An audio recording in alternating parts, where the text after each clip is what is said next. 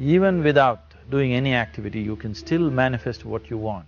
If you organize these 4 dimensions in one direction and keep it unwavering in that direction for a certain period of time, now he believes Shiva will do it for him and it will happen. So is Shiva going to come and build your house? No, I want you to understand, God will not lift his little finger for you. What has not happened till now on this planet can happen tomorrow. Human beings are capable of making it happen tomorrow.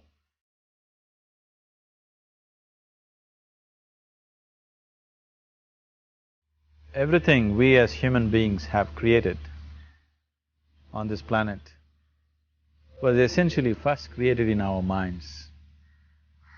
All that you see, which is human work on this planet, first found expression in the mind, then it got manifested in the outside world. The wonderful things that we have done on this planet and the horrible things that we have done on this planet, both have come from the human mind. So if we are concerned as to what we create in this world, it's extremely important that first of all we learn to create the right things in our mind. How we keep our minds? If we do not have the power to keep our minds the way we want it, what we create in the world is also going to be very accidental and haphazard. So learning to create our minds the way we want is the basis of creating the world the way we want. There is a wonderful story in the yogic lore. On a certain day, a man took a walk. He went for a long walk. Accidentally, unawares, he walked into paradise. Fortunate, isn't he? He just took a walk and he landed up in paradise. After this long walk, he felt little tired. So he thought, oh, I'm tired, I wish I could rest somewhere. He looked around, there was a nice tree, underneath which there was very cushiony grass. So it was inviting. He went and put his head down there and slept. After a few hours he woke up, well rested, and he thought, oh, I'm well rested, but I'm feeling hungry, I wish I had something to eat. And he thought about all the nice things that he ever wanted to eat in his life. And instantly, all those things appeared in front of him. You need to understand, there the service is like that. Hungry people don't ask questions. Food came and he ate. Stomach became full. Then he thought, oh, my stomach is full, I wish I had something to drink. All the nice things that he ever wanted to drink, he thought about it and all of them just appeared in front of him. Drinking people also don't ask questions, so he drank. Now with a little bit of alcohol in him, you know Charles Darwin told you, all of you are monkeys, your tail fell away. Not me, Charles Darwin told you that you were all monkeys and your tail fell away and then you became human. Yes, definitely the tail fell away. But the monkey, in yoga, we always refer to an unestablished mind as markata, which means a monkey. Why we are referring to the mind as a monkey is, what are the qualities of a monkey? One thing about a monkey is, it's unnecessary movement. And another thing about the monkey is, if I say you're monkeying somebody, what does it mean? Imitation. Monkey and imitation have become synonymous. So these two essential qualities of a monkey are very much the qualities of an unestablished mind. Unnecessary movement, you don't have to learn it from the monkey, you can teach it to the monkey. And imitation is full-time job of the mind. So when these two qualities are on, a mind is referred to as a monkey. So this monkey became active within him. He just looked around, thought, what the hell is happening here? I asked for food, food came. I asked for drink, drink came.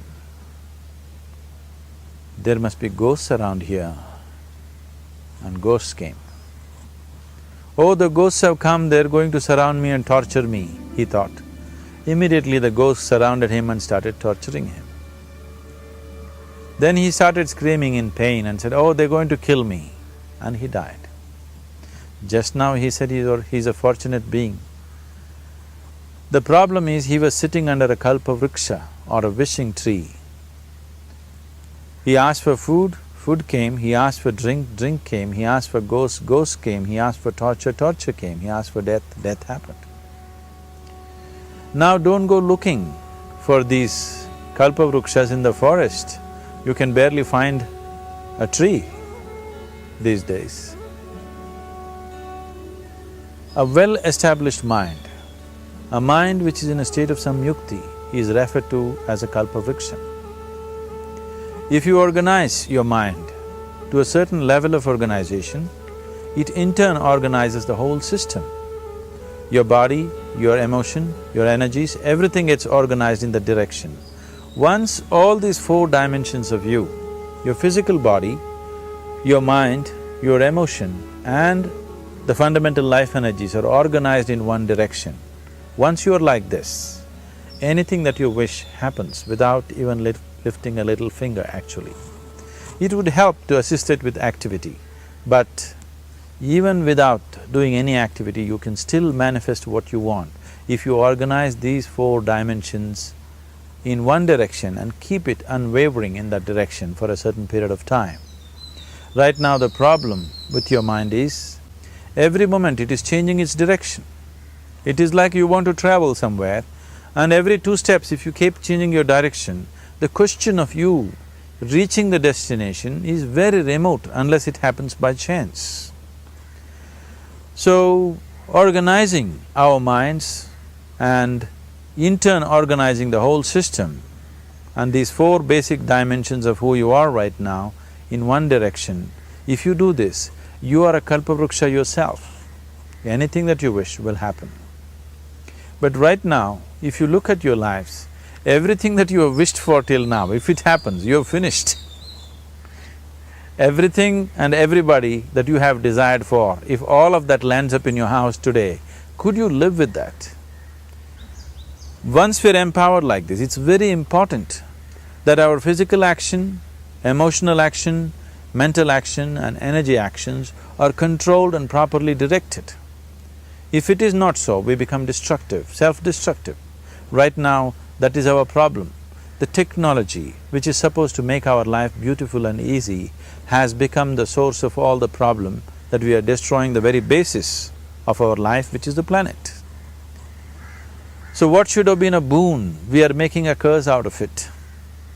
What has brought incredible levels of comfort and convenience to us in the last 100 years or so has also become a threat to our life simply because we are not conscious action, we are in a compulsive state of action. So organizing our minds fundamentally means moving from a compulsive state of activity to a conscious state of activity.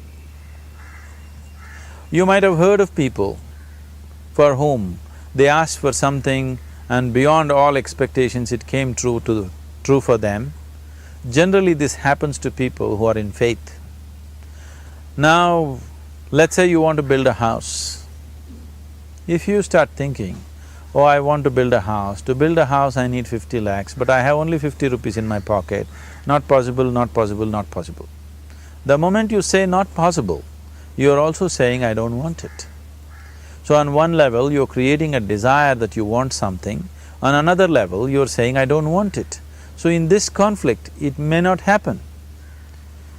Someone who has some faith in a god or in a temple or whatever, who is simple-minded, faith works only for those people who are simple-minded. Thinking people, people who are too much thinking, for them it never works. A childlike person who has a simple faith in his god or his temple or whatever, he goes to the temple and says, Shiva, I want a house. I don't know how, you must make it for me. Now in his mind there are no negative thoughts. Will it happen? Will it not happen? Is it possible? Is it not possible? These things are completely removed by this simple act of faith.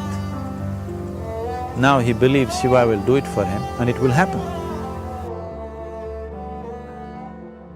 So is Shiva going to come and build your house? No, I want you to understand, God will not lift his little finger for you. What you refer to as God is the source of creation. As a creator, he has done a phenomenal job, there's no question about it. Could you think of a better creation than this? Is it in anybody's imagination to think anything better than what is there right now? So as a creator, he has done his job wonderfully well. But if you want life to happen the way you want it, because right now, the very crux of your happiness and your well-being is this, if at all if you're unhappy, the only and only reason why you're unhappy is life is not happening the way you think it should happen. That's all it is. So if life is not happening the way you think it should happen, you're unhappy. If life happens the way you think it should happen, you are happy. It's as simple as that. So if life has to happen the way you think it should happen, first of all, how you think, with how much focus you think, how much stability is there in your thought, and how much reverberance is there in the thought process will determine whether your thought will become a reality or is it just an empty thought. Or how you do not create any impediments for your thought by creating negative thought process. This possible is something possible or not possible, is destroying humanity. What is possible and not possible is not your business, it's nature's business. Your business is just to strive for what you want. Right now you're sitting here, if I ask you two simple questions, I want you to just look at this and answer this. Right now from where you're sitting, can you just fly off? You say no. Right now from where you're sitting, can you get up and walk? You'll say yes. What is the basis of this? Why you say no to flying and yes to walking? Because past experience of life, many times you've gotten up and walked, never did you fly off. Or in other words, you're using the past experience of life as a basis for deciding whether something is possible or not possible. Or in other words, you have decided that what has not happened till now cannot happen in your life in future. This is a disgrace to humanity and the human spirit. What has not happened till now on this planet can happen tomorrow. Human beings are capable of making it happen tomorrow. So what is possible and what is not possible is not your business. That is nature's business. Nature will decide that. You just see what is it that you really want and strive for that.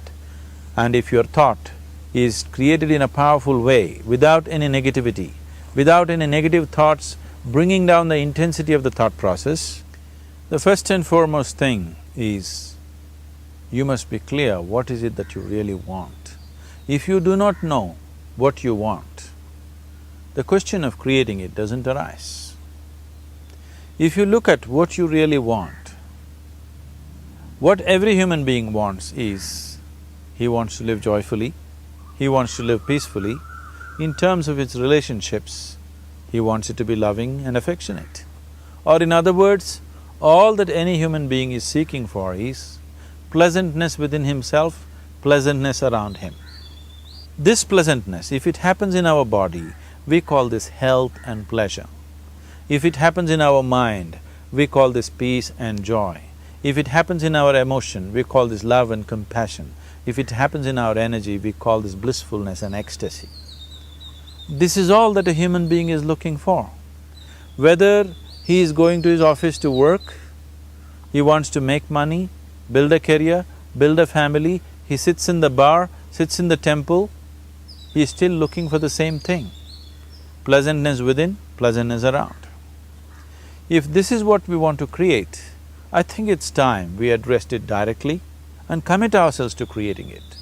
So you want to create yourself as a peaceful human being, joyful human being, loving human being, a pleasant human being on all levels. And do you also want a world like this? A peaceful world, a loving world, a joyful world? No, I want greenery, I want food. When we say a joyful world, that means everything that you want has happened. So this is all that you're looking for.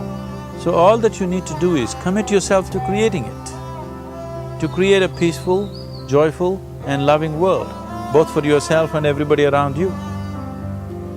Every day in the morning, if you start your day with this simple thought in your mind, that today, wherever I go, I will create a peaceful, loving and joyful world. If you fall down 100 times in the day, what does it matter? For a committed man, there is no such thing as failure. If you fall down 100 times, 100 lessons to be learnt. If you commit yourself like this to creating what you really care for, now your mind gets organized. Once your mind gets organized, the way you think is the way you feel, your emotion will get organized. Once your thought and emotion is organized, your energies will get organized in the same direction. Once your thought, emotion and energies are organized, your very body will get organized. Once all these four are organized in one direction, your ability to create and manifest what you want is phenomenal. You are the creator in many ways. That which is the source of creation is functioning within you every moment of your life. It is just that, have you kept access to that dimension or not? Organizing the four basic elements of your life will give you that access.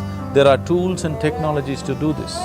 The whole science of yoga, the whole technology that we refer to as yoga is just about this, transforming yourself from being just a piece of creation to become a creator.